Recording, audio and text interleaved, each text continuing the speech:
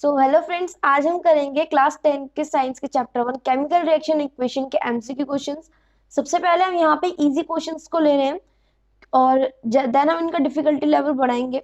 आज की वीडियो में हम इजी क्वेश्चंस को देखेंगे, 10 क्वेश्चंस हम एमसीक्यू करने वाले हैं। आपने पूरा चैप्टर कर रखा है तो ये हमारे क्वेश्चंस बहुत इजी होने वाले हैं। और इन क्वेश्चंस पे आने से पहले आप कंप्लीट उस चैप्टर को एक बार रीड जरूर कर लीजिएगा, क्योंकि बिना चैप्टर रीड करे नहीं हो पाए। लेकिन कोई बात नहीं, हम क्वेश्चंस के जरिए भी चैप्टर को रिवाइज करते रहेंगे।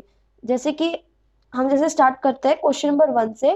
क्वेश्चन नंबर 1 में जैसे आपसे पूछा गया है कि इस रिएक्शन के अंदर रिएक्टेंट एंड प्रोडक्ट कौन कौन से। अब अगर जिनको नहीं पता कि रिएक्टेंट एंड प्रोडक्ट का मतलब क्या होता है, किसी भी केमिकल रिएक्शन के अंदर जो भी सब्सटेंस रिएक्ट हो रहे होते हैं वो रिएक्टेंट होते हैं, और रिएक्ट करने के बाद एज अ रिजल्ट हमें जो प्रोडक्ट्स मिलते हैं उन्हें हम प्रोडक्ट कहते हैं। तो रिएक्टेंट कौन कौन से हुए? HCl plus BaOH whole twice means hydrochloric acid and barium hydroxide. जबकि यहाँ प्रोडक्ट क्या हुए? BaCl2 and H2, that means barium chloride and water. तो हम ना ध्यान से ऑप्शंस को पढ़ के उसके बाद टिक करेंगे, क्योंकि ना आप लोग गलती कर देते हो। क्या गलती कर देते हो? एक्साइटमेंट के मारे इट्स अ इजी क्वेश्चन और आपको पता है आंसर क्या है और आपने ढंग से पढ़ते नहीं कि रिएक्टेंट क्या दे रखा है और उसमें प्रोडक्ट क्या दे रखा है। बस जैसे आपने यहाँ पे पढ़ा HCl, ओ भाई ऑप्शन नंबर ए है। ये तो देखो साथ में BaCl2 दे रखा है, हमें चाहिए BaOH होल ट्वाइस। समझ रहे हो ना? एक रिएक्टेंट और एक प्रोडक्ट दे रखा है रिएक्टेंट के अंदर, दैट मीन्स आपको ऑप्शन गलत दे रखा है पर आपने HCl देखा, बस BaOH होल ट्वाइस को चेक नहीं किया और आपने टिक कर दिया, वहां पे गलती हो जाएगी। तो ध्यान से देखें तो ऑप्शन नंबर सी में आप यहाँ देखिए, और BaOH होल ट्वाइस भी दे रखा है और साथ में प्रोडक्ट में भी BaCl2H2 दे रखा है, दैट मीन्स आपका ऑप्शन नंबर सी बिल्कुल करेक्ट है। तो हम इसे कर देते हैं करेक्ट। अब आते हैं क्वेश्चन नंबर 2 में। क्वेश्चन नंबर 2 में हमें चार बैलेंस केमिकल रिएक्शंस दे रखी है, इनमें से कौन सी सही है, मतलब कि कौन सी केमिकल रिएक्शन बैलेंस है। अब बैलेंस करना क्या मतलब होता है? बैलेंस करने का यहाँ पे मतलब है कि हमें जो केमिकल रिएक्शन दे रखी है उसमें हर एक आइटम, जो भी सब्सटेंसेस हैं, जितने भी एलिमेंट हैं, वो सब बैलेंस अमाउंट में दोनों साइड, रिएक्टेंट की साइड एंड प्रोडक्ट की साइड होने चाहिए। मतलब अगर इस साइड 5 क्लोरीन है तो इस साइड भी 5 क्लोरीन होनी चाहिए, इस साइड 10 हाइड्रोजन है तो इस साइड भी 10 हाइड्रोजन होने चाहिए। मतलब दोनों side same number of atoms होने चाहिए। तो अगर यहाँ पर मैं देखूं फर्स्ट ऑप्शन के अंदर कितने हाइड्रोजन है? 1 2 3, ये दो का मतलब होता ही दो हाइड्रोजन है। तो यहाँ पे हमारे पास कितने हाइड्रोजन है? यहाँ पर हमारे पास 3 हाइड्रोजन है। और इस साइड अगर मैं देखूं तो यहाँ पे 2 हाइड्रोजन, साथ में ये देखो ये 2 हाइड्रोजन। तो यहाँ पर हमारे 4 हाइड्रोजन है।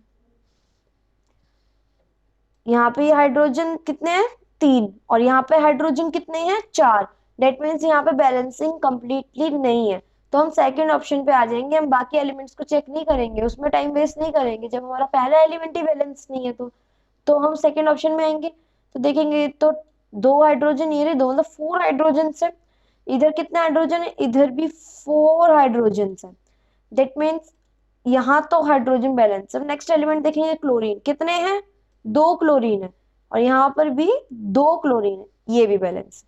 बैरियम भी यहाँ पर 1 है, और जबकि ऑक्सीजन यहाँ पर कितने हैं? 2, और यहाँ पर भी 2। ऑक्सीजन यहाँ पर कितने हैं? 2। दैट मीन्स ये हमारी क्या है? Balance chemical reaction. क्या है? बैलेंस केमिकल रिएक्शन है। तो ये हमारा है सही ऑप्शन। मेरे हिसाब से मैक्सिमम बच्चों ने जिन्होंने चैप्टर कर रखा है उन्होंने कर लिया होगा। ओके, नाउ नेक्स्ट क्वेश्चन है, one of the following processes does not involve a chemical reaction. That means इसमें बोला है में से कौन से ऑप्शन है जिसके अंदर केमिकल रिएक्शन नहीं हो रही। तो अगर मैं यहाँ पे देखूं, melting of candle wax when heated, ये हमारा सही ऑप्शन है। बिकॉज कैंडल वैक्स का गर्म होते समय मेल्ट करना is a physical reaction, not a chemical. Chemical reaction कौन सी है? कि कैंडल वैक्स का बर्न होना, मेल्ट नहीं होना, बर्न होना, या फिर फूड का स्टमक में डाइजेस्ट होना, या बनाना का पकना, रिपनिंग ऑफ बनाना। तो ये हमारा आंसर, सही आंसर क्या है जिसमें केमिकल रिएक्शन नहीं हो रही? That is option number A. Now हम क्वेश्चन नंबर 4 पे आ गए हैं। क्वेश्चन नंबर 4 पे पूछा है कि इनमें से कौन से रिएक्शन को थर्मल डिकम्पोजिशन रिएक्शन कहते हैं। मतलब इनमें ये जो हमें 4 ऑप्शंस दे रखे हैं, इनमें से किसको हम थर्मल डिकम्पोजिशन रिएक्शन के टर्म में भी डिफाइन कर सकते हैं। तो ये तो बहुत ज्यादा सिंपल है, क्योंकि डिकम्पोजिशन रिएक्शन का ही पार्ट है thermal decomposition reaction. But decomposition reaction 3 types की होती है आपकी। Thermal decomposition reaction, photolytic decomposition reaction और इलेक्ट्रोलाइटिक डिकम्पोजिशन रिएक्शन। अब थर्मल डिकम्पोजिशन रिएक्शन कौन सी डिकम्पोजिशन रिएक्शन थी? जब कोई भी रिएक्टेंट टूटता था प्रोडक्ट में हीट देने पर, जब हम उसको हीट देते हैं उसके बाद वो टूटता है, डिकम्पोज होता है रिएक्टेंट, वो होती है हमारी थर्मल डिकम्पोजिशन रिएक्शन। तो इसका ऑप्शन क्या बेटा हमारा? इसका ऑप्शन आया हमारा बी। ओके। क्वेश्चन नंबर 5 में बोला है कि क्लासिफाई करो इन रिएक्शंस को decomposition reaction, combination, displacement and combustion reaction में। मतलब कि कौन सी रिएक्शन पहले डिकम्पोजिशन है, देन कॉम्बिनेशन, ऐसे करके अरेंज करना है, क्लासिफाई करना है। तो पहले डिकम्पोजिशन रिएक्शन कौन सी? सिंपल सी बात है, जो भी रिएक्टेंट डिकम्पोज हो रहा होगा, टूट रहा होगा, तो ये वाली reaction, reaction number second is the decomposition reaction, क्योंकि इसमें एक ही रिएक्टेंट है जो कि टूट रहा है। अब एक बी और सी ऑप्शन के अंदर है जो डिकम्पोजिशन रिएक्शन सेकंड को शो कर रहे हैं, ये देखिए आप। तो अब हमें चेक करना है कि इनमें से कौन सा ऑप्शन है। तो सेकंड रिएक्शन पे आता है कॉम्बिनेशन रिएक्शन। तो यहाँ पे अगर हम देखें तो कॉम्बिनेशन रिएक्शन क्या होती है भाई? जब रिएक्टेंट में कंबाइन होकर एक सिंगल प्रोडक्ट बनाते हैं, तो सिंगल प्रोडक्ट ये बना, तो डेट मीन्स हमारा वन कौन सा है? वन है हमारा कॉम्बिनेशन रिएक्शन। तो डिकम्पोजिशन देन कॉम्बिनेशन, मतलब टू के बाद वन। तो ये ऑप्शन नंबर सी है। हमें 4 और 3 को चेक करने की जरूरत नहीं है, क्योंकि हमारा सिंगल ऑप्शन है जिसमें 2 और 1 आ रहा है। ओके, तो हमारा option number C is correct. Now next हमारा क्वेश्चन है classify following in thermal, photolytic and electrolytic decomposition reaction. इसमें भी उसी तरह से क्लासिफाई करना है कि कौन सी हमारी थर्मल, इलेक्ट्रोलाइटिक, फोटोलाइटिक एंड कौन सी हमारी थर्मल डिकम्पोजिशन रिएक्शन है, कौन सी फोटोलाइटिक है, इलेक्ट्रोलाइटिक है, ये हमें पता करना है। तो थर्मल तो मैंने बता दिया आपको। फोटोलाइटिक कौन सी होती थी? फोटोलाइटिक वो डिकम्पोजिशन रिएक्शन होती थी जिसमें जो तुम्हारा रिएक्टेंट है, वो सिंगल रिएक्टेंट कैसे टूट रहा है? फोटोलाइटिक रेज से, जो सनलाइट की रेज होती हैं उससे टूट रहा है। जबकि इलेक्ट्रोलाइटिक डिकम्पोजिशन रिएक्शन वो रिएक्शन होती है जिसमें इलेक्ट्रिसिटी जैसी हम देंगे कंपाउंड को जैसी इलेक्ट्रिसिटी हम देंगे, हमारा जो कंपाउंड है, वो हमारा रिएक्टेंट जो है वो टूट जाएगा। और उसका सबसे फेमस एग्जांपल हमारे इलेक्ट्रोलाइटिक डिकम्पोजिशन रिएक्शन में एक एक्सपेरिमेंट कराया गया है, जिसके अंदर हम वाटर को तोड़ते हैं हाइड्रोजन एंड ऑक्सीजन के अंदर। ये सबसे फेमस है, मेनली यही आएगा। तो यहाँ पे आप देख सकते हैं, ये देखिए दे रखा है, डेट मीन्स सेकंड नंबर पे तो यही है।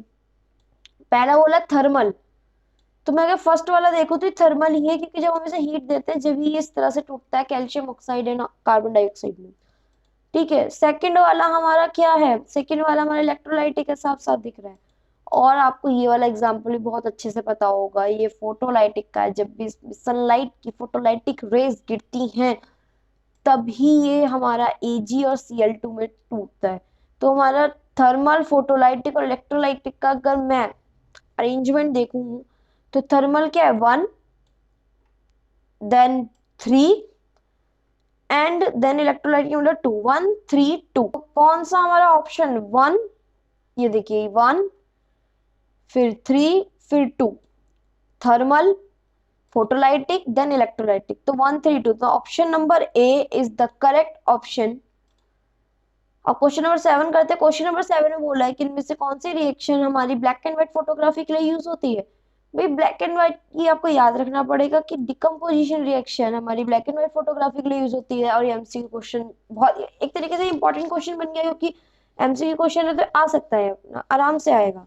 आपको तो पता ही है, तो फिर आंसर तो गलत होने से रहा। तो अब क्वेश्चन नंबर 8 में बोला है कि इनमें से कौन सी एक्सोथर्मिक प्रोसेस है।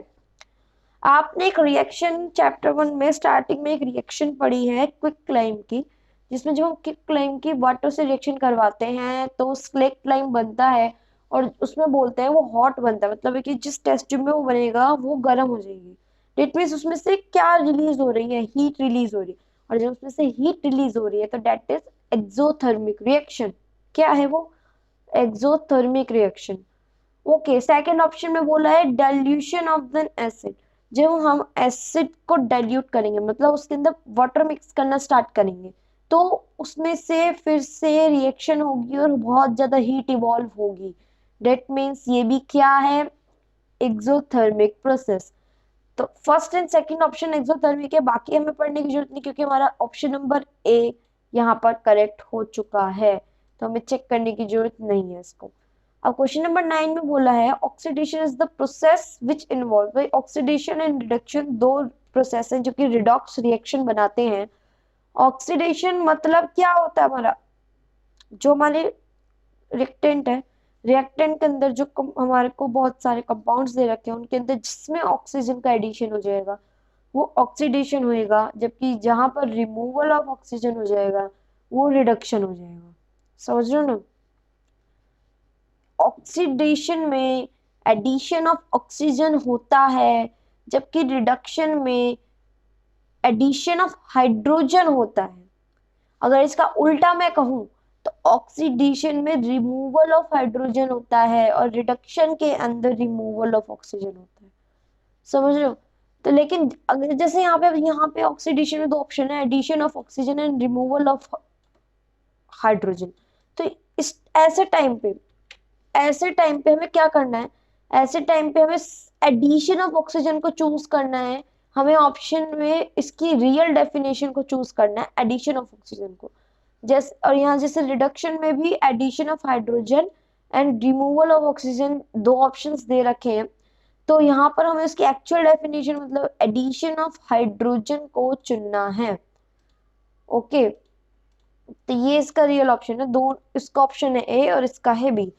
इसके साथ हमारे 10 क्वेश्चंस कंप्लीट होते हैं। मेरे हिसाब से आप सभी ने कुछ ना कुछ इसमें से रिवाइज किया होगा, ये सिर्फ रिवीजन पर्पस से थे ये वाले क्वेश्चंस। अब नेक्स्ट वीडियो में इससे थोड़े हार्ड क्वेश्चंस होंगे जो कि आपके और ज्यादा प्रैक्टिस करवाएंगे चैप्टर 1 की, और बोर्ड में फिर आप परफॉर्म कर पाओगे। तो मैक्सिमम बच्चों ने इसका जवाब दे दिए होंगे, जिसने नहीं दिए वो उन्होंने सीख लिया होगा कि इन क्वेश्चंस को किस तरह से हमें देखना है।